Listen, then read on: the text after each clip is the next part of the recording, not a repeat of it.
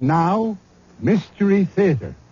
Brought to you in part by True Value Hardware, your store of first choice.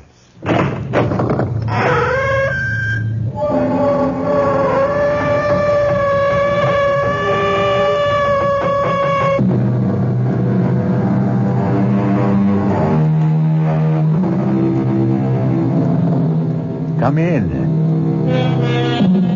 Welcome. I'm E.G. Marshall. I'm so glad you're here. You, in person, in the flesh, bone, blood, and tissue. It's all very cozy, very comforting to think of you listening at your ease to the weird little tale we're about to bring you. But where is the rest of you? The other part of you? Where is your astral body? You didn't know you had one? What is an astral body? Well, according to the largest dictionary we could find, it is a subtle counterpart of the physical body, accompanying, but not usually, separated from it.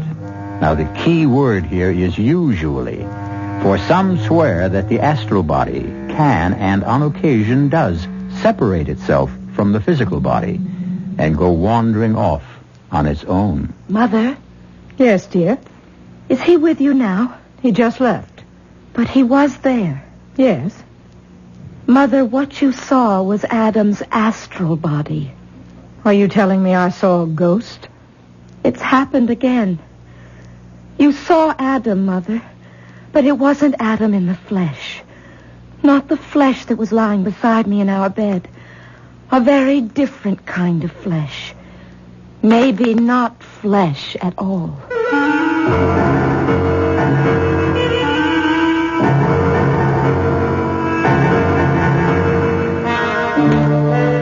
Our mystery drama, Adam's Astral Self, was written especially for the Mystery Theater by Elspeth Eric and stars Michael Wager and Jennifer Harmon.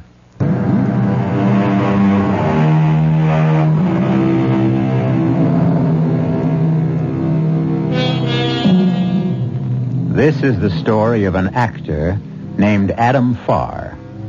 An actor is someone whose whole effort is to become someone else, all the while remaining out of necessity himself. The character he portrays or becomes is therefore a sort of second self, living for the moment within the actor's body. Any actor can pretend. Only a very great actor can become. The second self of a great actor has a power and a pliancy that is often quite incomprehensible, and Adam Farr was a very great actor.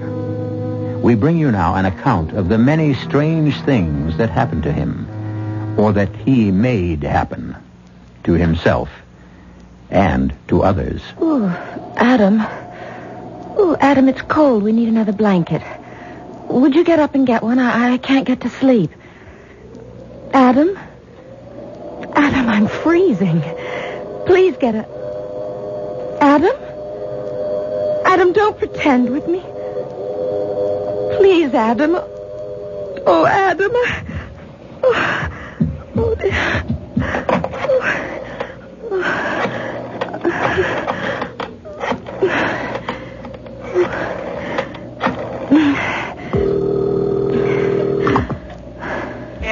Hello? This is Tessa, Mother. Mother, I can't wake him up. Adam? Of course, Adam. What do you mean you can't wake him up? What I said. He isn't sick, is he? I don't think so. He looked all right when he was here. What's that? What did you say? I said he seemed all right when he was here. He was at your house? He stopped by for a minute. When was this? A little while ago. Matter of fact, he just left when you called. Mother, I'm coming over. I need to talk to you. It's kind of late. I'm getting dressed and taking the car. I'll be there in a half an hour. Adam? Adam? Oh, it's happened again.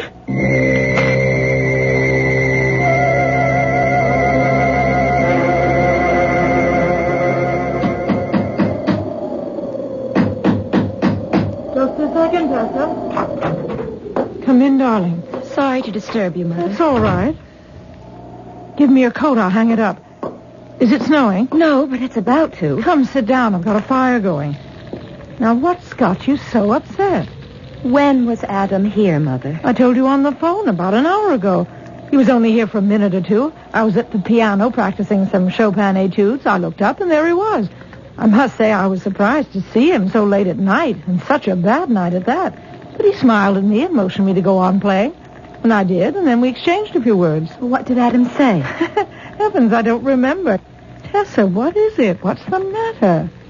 It may interest you to know that Adam was in bed with me in our bedroom, in our house, the entire time.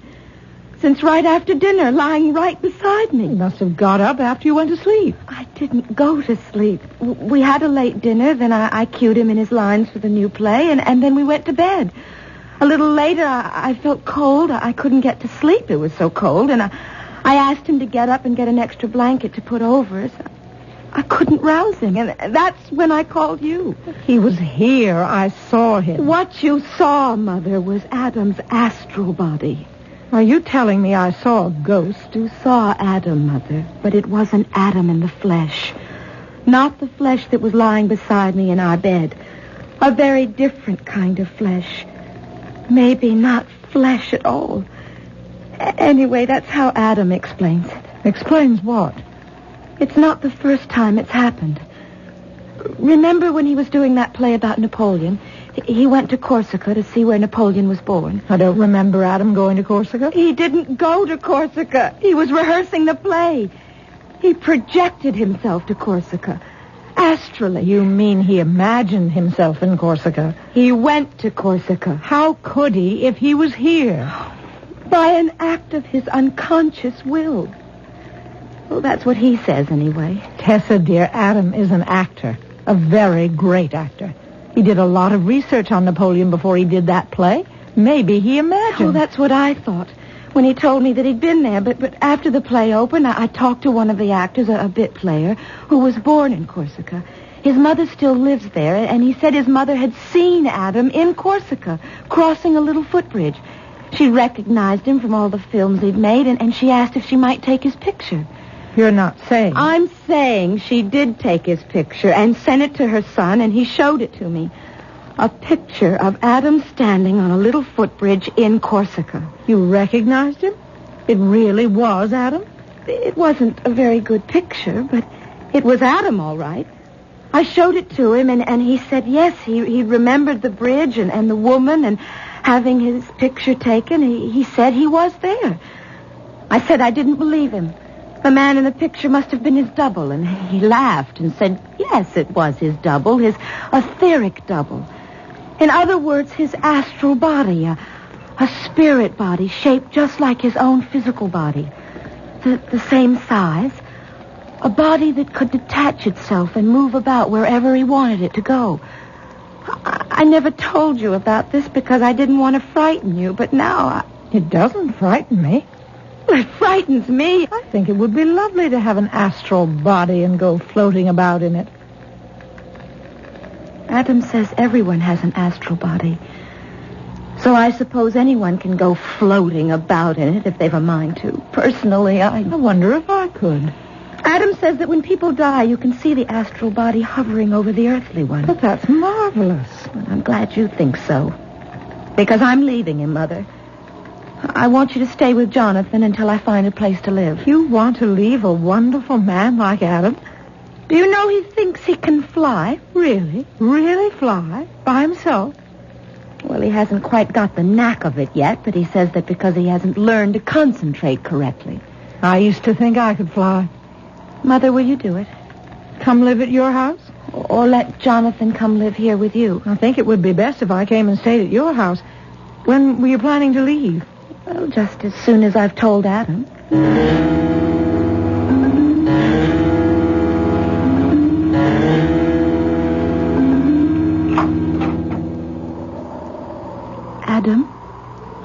Adam, wake up. Oh, what time is it? What are you doing up? I want to talk to you, Adam. Huh? Hey, it's still dark out. I'll turn a light on. Got your clothes on. Where have you been? Or are you going someplace? I've been at my mother's house. You went to see Maida? What for? Adam, were you at her house earlier this evening? Yes. I was there for a minute. She was playing a Chopin etude, one I liked. I wanted to hear it more clearly. You knew she was playing Chopin before you went to her house? Why else would I go there in the middle of the night? Mother lives 15 miles from here. How could you know that she was playing Chopin at all? I didn't know she was. I knew. There's a difference. Well, if there is, I can't see it. Well, the way a farmer knows it's going to rain, he doesn't know, but he knows. He couldn't give you evidence, but he knows. Oh, Adam. You can call it precognition if you like. You can call it telepathy. I don't care what you call it. Would you believe me that when I asked you for the 10th time to marry me, I knew you'd say yes just before you said it? And the other 9 times I knew you'd say no and tell me it wouldn't be fair to your little boy. Oh, I don't care whether you believe me or not. It's true. It happens all the time. I don't take any credit for it. It's simply true. The way you went to Corsica? I did go. And stayed here at the same time to rehearse the play. How? Do we have to go all over that again? I don't know how I did it. I simply did it. Call it astral projection. That's what the books call it, though I've never read any of them. All I know is that when I'm in a certain state of mind... What state of mind? A kind of relaxed concentration. Something... Well, sometimes there's a sudden click. And then... click, click, click. And then... something is released and takes off and goes free, liberated. Well, I don't expect you to understand. And this latest notion of yours that you can fly? Not yet. But soon. Men have flown, you know. You've heard of Peter of Alcantara, haven't you? The great Spanish ascetic. He flew over the tops of trees whenever he had a mind to. And Joseph of Cupertino, the flying monk. Everyone's heard of him. 17th century. A Capuchin. One day while he was praying, he floated off the ground and up to the altar. No, stop. And back again. You can say it was religious ecstasy in his case, but what about Daniel Douglas Home in the 19th century in England? What about Simon Magus at the time of the Emperor? Oh, no. Adam, stop it. I can't listen to any more. Oh, my poor darling, I mustn't expect you to understand. You're so sweet, so simple. How could you possibly comprehend the power of the unconscious will? The human psyche, Tessa, was designed to do more than gape at things and give them names. It can control things, not just wait for things to happen. Make them happen. I don't understand. I don't want to understand. There is nothing to understand. Oh, my darling, there is so much to understand. There's so much power within us, lying there, crouching there, holding its breath, waiting. Adam, you are a great actor, a great artist. I'm just a... Oh, being an actor has something to do with it, I suppose. Yes, in my best moments of creativity, I have the sensation of being selfless, timeless. Yes, I feel that. But I don't feel that. On the other hand, it may have to do with my pineal gland. There's a little grayish-red thing attached to the third vertebra. They say it looks like an eye. It actually has a retina and a lens. Imagine. And it's said to be the seat of the soul. Adam, everything you say may be true. Oh, it is. I haven't expressed it very well, but it's way beyond me. I don't have your mind or your talent or your penal eye. Maybe so I can't comprehend what you say. Oh, it's all right, darling. No, it's not all right because it confuses me and it makes me unhappy. I don't want to make you unhappy, Tessa. I can't live with all this talk of astral bodies and pineal glands. I can't understand it, and I don't like it. Don't try to understand it. I'm not going to try, Adam. I'm leaving you. That's absurd. No, as soon as it's light, I'm going to drive into town and take a room in a hotel. Mother will be here in the morning to stay with you and to look after Jonathan. I'll follow you. I'll follow you and bring you back. It won't do any good. I'm going now, Adam. Tessa, something's happening. What is it? What's happening to me? I can't stay on the bed. Tessa, hold me down. Don't let me... I'm rising in the air. I'm floating. Like Simon Majors, like Peter of Cupertino. Tessa, come back. Hold me down. Adam, no, I wasn't ready for this. Adam, I'm leaving. Come back. Hold me down. Tessa! Tessa!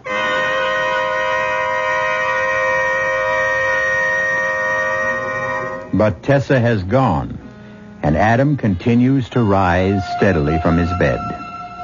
Perhaps it is better to fancify that one can defy gravity, if only one wanted to, than to discover that one is actually doing it when one doesn't much want to. We'll return shortly for Act 2.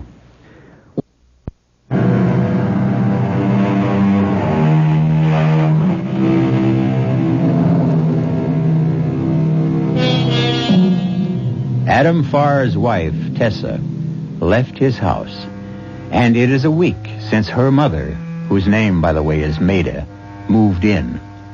Adam, as we know, is endowed not only with a great acting talent, but also with a peripatetic soul, which on previous occasions has seen fit to take flight from his stationary body. How will he fare with only a mother-in-law to keep him anchored down?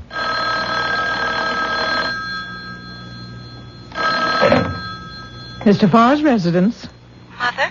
Tessa, I thought you'd never call. Where are you? Well, that's what I called to tell you, but I don't want Adam to know. Well, Adam's upstairs. I hope he hasn't picked up the extension. He never does things like that. Are you all right? I'm fine. I'm in a motel about a mile out of town on Route 9. The Valley Motel, Cabin 6.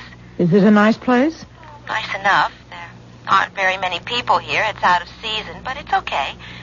How's everything with you? Oh, all right.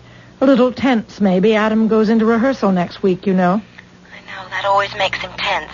But he's managed to stay in his physical body, if that's what you're worried about. Well, I wasn't worried exactly. I just wanted to be sure you were all right. And Jonathan, how's Jonathan? Jonathan's fine. Has he asked about me? I told him you went on a little trip for your health. Tessa, I'd better hang up. I think Adam's coming downstairs. Okay. Was that Tessa? Were you listening in on the bedroom phone? I wouldn't do a thing like that. That's what Tessa said. So it was Tessa. Well, yes, it was. Did she say anything about coming back? No. She's with a man, Maida. No, she's not. I saw her. You couldn't have seen her. You don't even know where she is. In my mind, I saw her with a man. Well, your mind is mistaken. It never is. Maida, I need her back. I go into rehearsal next week. She knows that. Maybe she's forgotten. No, she hasn't. Did she say something about it on the phone? No, but I did. You do realize how important it is to have her back with me before rehearsals start, don't you, Maida? I suppose I do. It's vital, vital. Well, maybe. Maida, do you feel well? Me? I feel fine. You don't look well. You look as though you're coming down with something. Well, I'm not. It must be this terrible weather we're having. I don't mind it. Drafty old house. This is a nice house. God bless you. I've always liked this house. You're catching a cold. I'm not. Adam, what are you trying to do? Don't you see, if you were to get sick, not seriously sick, just a little sick, Tessa would come back. Please, Maida. You want me to catch a cold just to bring Tessa back to you? If only you would, please, Maida. Don't you... Well, I won't. See? It's gone already. I'm fine. Adam, did you give me that cold? I mean, did you wish it on me? I was thinking how nice it would be. Just a little cold, Maida, nothing serious, just a sniffle or two.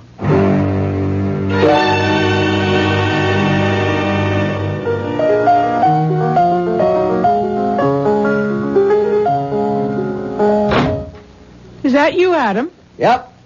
Run upstairs, Jonathan. Get ready for dinner. Oh, go on playing, mate. It sounded beautiful. I've been playing all afternoon. I'm tired. Where have you been? Oh, Jonathan and I were playing. Playing what? Well, we tobogganed for a while. Looks to me like he did a little skiing. Well, I went down a couple of slopes. Not Jonathan, though. He doesn't know how to ski. You didn't offer to teach him, I hope. He doesn't even own a pair of skis. And he's not going to for a while yet. Well, I sort of promised him. You're not to promise him any such thing. Mayde's going to want them. He's never wanted them before. Adam, did you try to talk him into learning how to ski? Did you? He is old enough. Did you let him use your skis? No. If you did... I just let him stand on my feet while I was... You didn't. He was perfectly safe. I held on to him. What if you'd fallen? Jonathan could have broken an arm or a leg. He could have been Oh, killed. not killed, mate. I'm a good skier. Oh, just a broken bone or two. Is that your idea? At his age, it wouldn't have been serious. And a cold at my age wouldn't be serious either. Well, no. But either one would serve to bring Tessa home. Is that it? Made a rehearsal start next week. You're impossible. Absolutely impossible. Well, what have I done? I haven't done anything. Did you tell Jonathan to take a hot bath when you brought him home? Is he supposed to take a hot bath? Jonathan, you're to take off those wet clothes and get into a hot bath. You hear? I didn't do anything.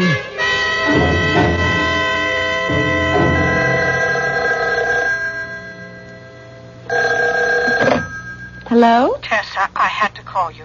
Yes, Mother. I don't know if I should tell you this, but your fool husband has some sort of idea that if I got sick, you'd come home. Are you sick? No, I'm not sick. Adam tried to give me a cold, but I caught on right away and put a stop to it. Well, Mother, if you're sick, I'm not sick. I'm not sick. Now, if you just listen. Adam thinks that if I got a little cold or something, or if Jonathan were to break an arm or a leg, you'd come home. Well, I would. That's why I'm calling you. I'm not sick, and Jonathan is perfectly fine, and we're both going to stay that way. So you're not to worry, you hear me? Not to worry. Oh, I hear him coming downstairs now, so I'll hang up. Goodbye.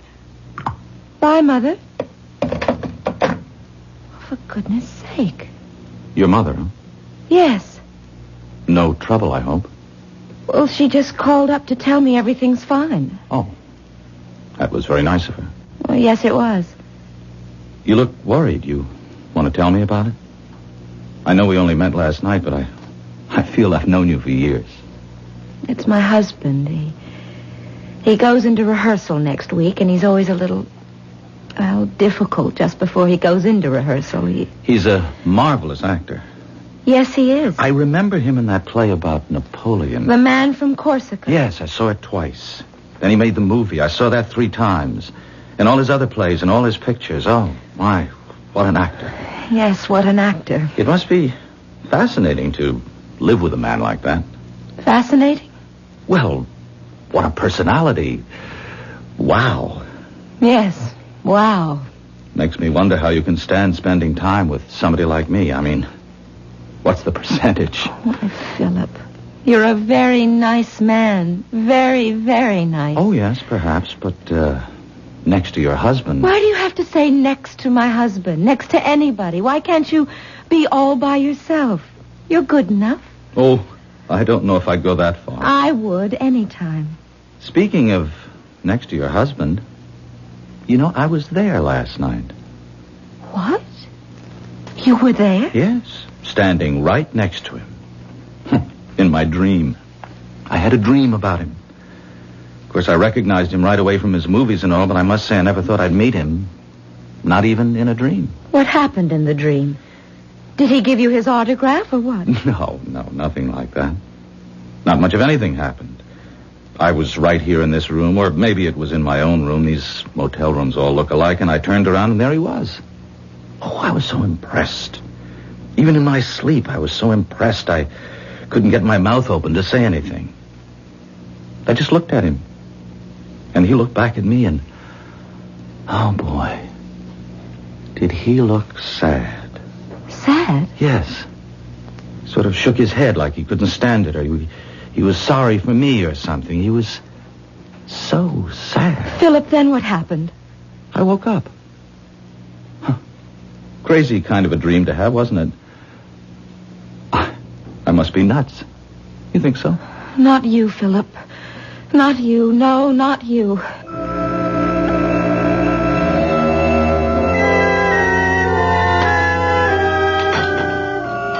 Bring your coffee into the living room, Adam. There's a fire going. Terrible weather. Absolutely terrible.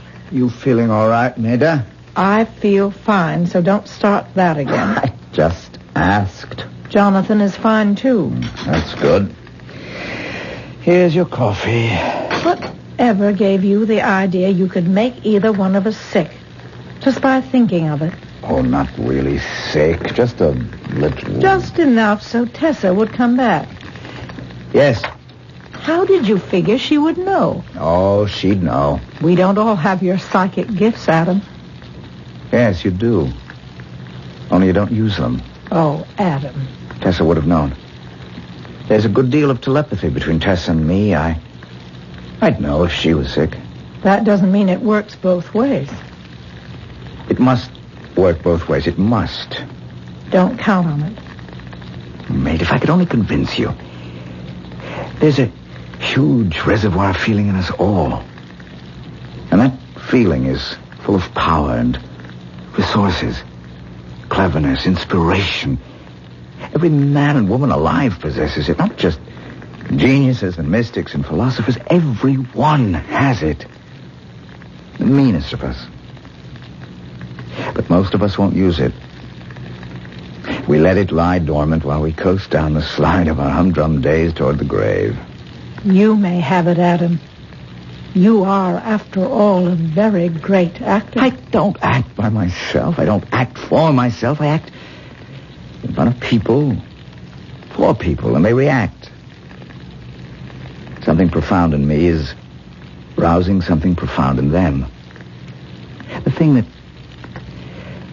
that's in me is calling to the same thing in them.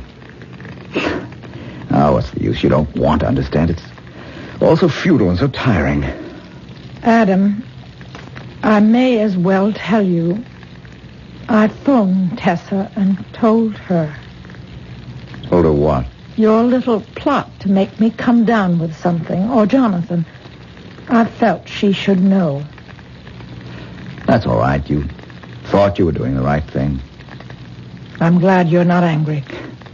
Doesn't make any difference. It's perfectly clear my powers are failing anyway. If they weren't, you'd have got sick or Jonathan would have had a little accident. And Tessa would have come home. No matter what you did or didn't do. You mean you're beginning to lose faith in yourself? I guess I am. You don't think anymore that you can fly? Tessa would only come home. Well, she won't. She'll never come home, and I'm lost. Adam, what's the matter? I don't feel well. What is it?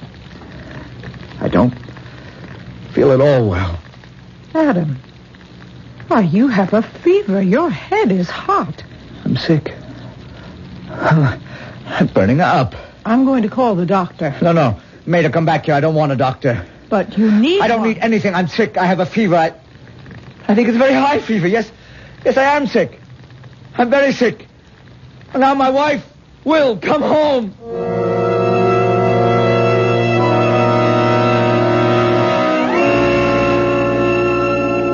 We all know there are people who will do anything to get what they want. They'll lie, they'll cheat, they'll steal, they'll even murder.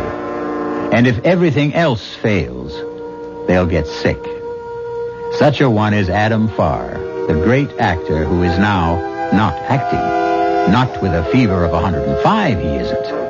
I'll be back shortly with Act 3.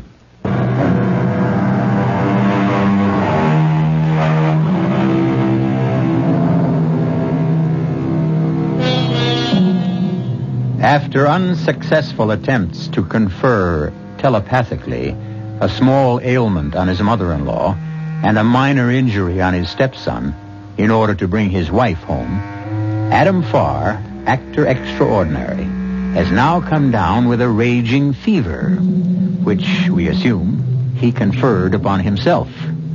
Where there's a will, there's a way. And Adam Farr has a very powerful will. Do try to lie still, Adam. I want to change the compresses. Rehearsals.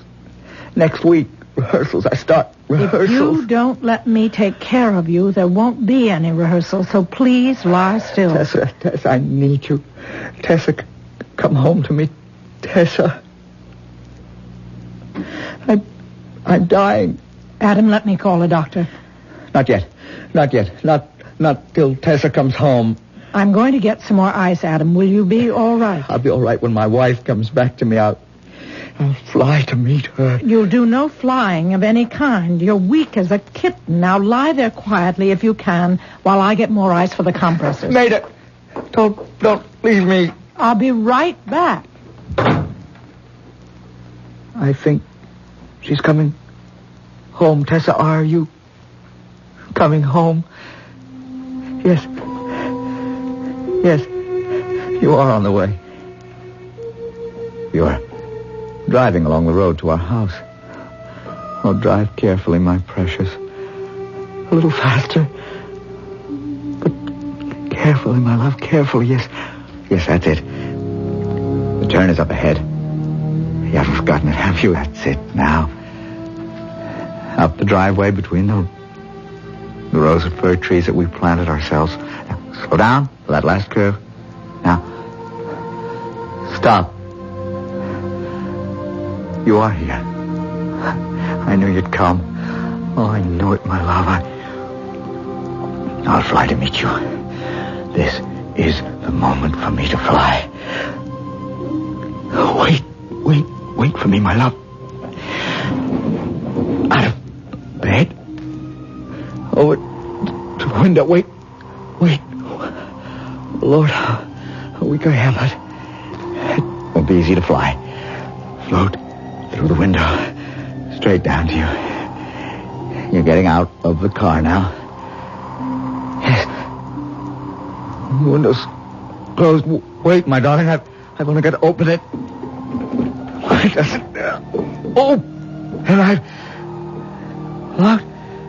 No. There it is. I think I've got it. There. A little more. And I'll fly out the window and down to you. A little bit more. Oh. Tessa. Tessa, I couldn't quite manage it. I have the eye. Adam, you got out of bed. Are you all right? Yes, all right. Whatever possessed you? Answer the door, Maida. Let me help you up. Leave me here and go answer the door. What? There is someone at the door. No, there is not. Tessa. Tessa's at the door. Go, let her in.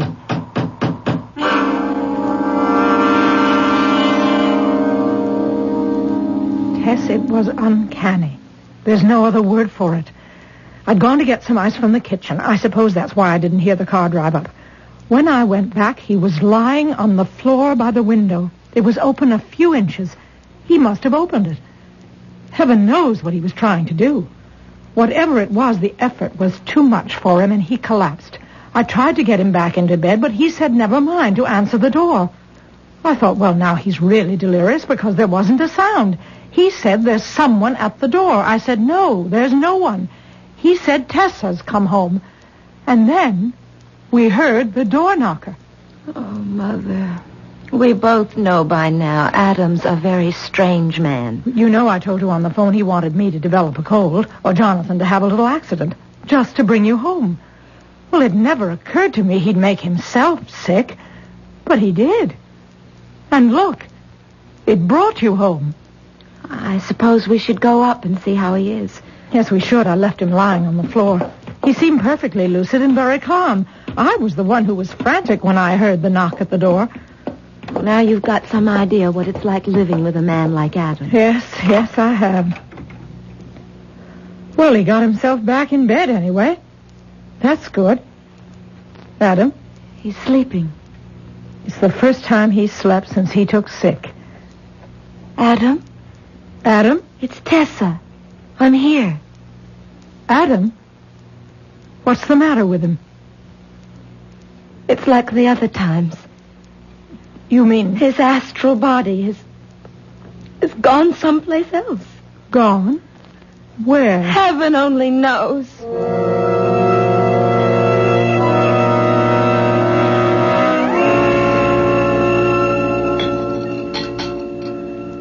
Here's tea for both of us, dear. Lord knows we need it. Thank you, Mother. It's all so strange, isn't it? Very strange. Not just this. Not just his leaving his body this way, but the whole thing. How he made you come back and everything. Tess, tell me, how did he get the message to you? How did the telepathy work? It didn't. What do you mean it didn't? You're here. I'm not here because of Adam, Mother. You're not? I'm not here because he's sick. I had no idea there was anything wrong with him. But you're here? Why did I came back to tell him that the separation's final. Permanent. Mother, I've met a man, a very nice man. He'll be here pretty soon. You'll meet him. I hope you like him. Well, of course, if He's you... a very ordinary man. There's nothing unusual about Philip. He's like 100 million other men. You love him? I think I do. Of course, I've only known him a short time. He was staying at the motel. We were almost the only people there. We spent a lot of time together. And oh, Mother, it was so restful, so peaceful.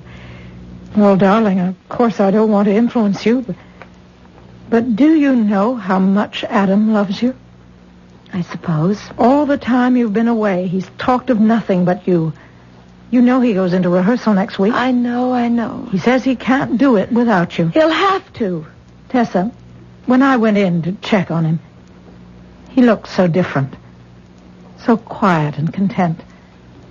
I'm sure that must be because you came home.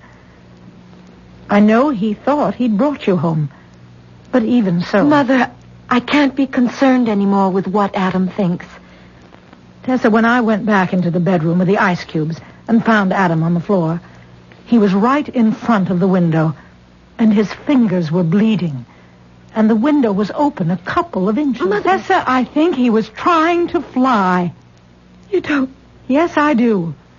I'm ashamed to admit it, but I've made fun of him about this notion he could fly. I've made fun of him about a lot of things. Your ordinary man would have been resentful or angry or embarrassed. But not Adam. He was very sweet, very humble. Humble? Adam humble? My dear, he doesn't claim extraordinary powers for himself. He says we all have them. Well, I don't have them. Oh, that must be Philip. Now, be nice to him, Mother. Well, of course. Come in, Philip. Yes, thank you. Philip, this is my mother. Mother, How do you do? My daughter's been telling me about you. Hello. Will you have some tea, Philip? No, thank you. Tessa... Well, come, sit down anyway. Tessa, I've got to tell you something. Would you like me to leave? I'll go upstairs and check on Adam. Is he here? Of course he's here. he's been sick, Philip. But I just saw him. You couldn't have. Well, yes, he didn't look sick. He looked very well. Where do you think you saw him? On the road. Just outside the house. He was standing in the middle of the road. Well, that's impossible, Philip. He's been upstairs in bed since last night. No, he was standing in the middle of the road, I tell you, waving his arms. Philip, you imagined it. Remember, you had a dream about him one night back at the motel? No, look, this wasn't any dream. I was driving along looking for the house, and there he was right in the middle of the road. No, Philip. I talked to him. And just what did he say? He said that if I took his wife away from him, he'd kill me. Oh, Philip. But you must understand, Philip, that wasn't the real Adam Farr who said that. Well, then who was it? It was the Astral Adam Farr. I don't understand. What's that, his stand-in? Well, something like that. Tessa, I don't want you to think he scared me or anything like that. I mean, it was sort of sudden and it was spooky, but I still want you to come away with me. I mean, I'll take my chances if you will. Tessa? Will you? Will you, Tessa? I don't know. We can go a long ways away from here. Well, let me think about it. All right. If you want to. Go back to the motel. I'll call you in a day or two. All right, I'll be there. And whatever you decide, I know you'll decide the right thing. I hope so. I'll be right by the phone. I'll have my meals sent in. Call me any time of the day or night. I'll show you to the door, Philip. Tessa, remember, I love you. I'll remember. I'll be waiting for your call. She'll call you. Wait, Philip. Wait. He's gone. Call him back. I'm going with him. You're sure? Yes, I'm sure. I'm going to get my coat. Tell him to wait for me. If you're sure. Philip? Philip! Oh, good Lord! Adam! What was that noise? Look there! Oh, no. It's Adam and Philip. They're not moving, either of them. What happened? Adam jumped from the bedroom window. Philip was standing right beneath it. He killed him.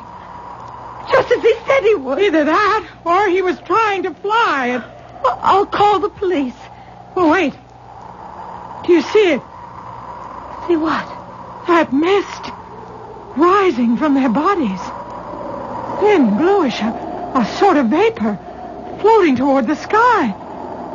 See? There it goes. There it goes.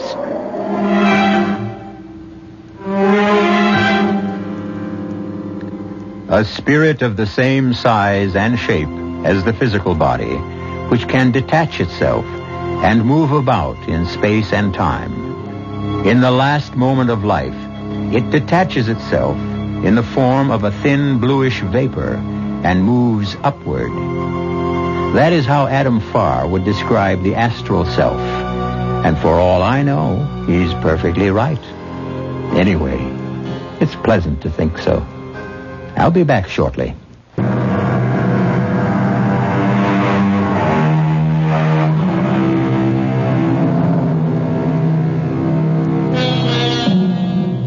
Perhaps you didn't believe a word of our story. I wouldn't blame you. I'm not 100% positive I believe it myself. On the other hand, I'm not 100% positive I didn't believe it either. We are, after all, dealing here with the human soul. And when it comes to the human soul, I'm ready to believe anything. Or, on the other hand, nothing. Our cast included Michael Wager, Jennifer Harmon, Jacqueline Brooks, and William Redfield. The entire production was under the direction of Hyman Brown. This is E.G. Marshall inviting you to return to our Mystery Theater for another adventure in the macabre. Until next time, pleasant dreams.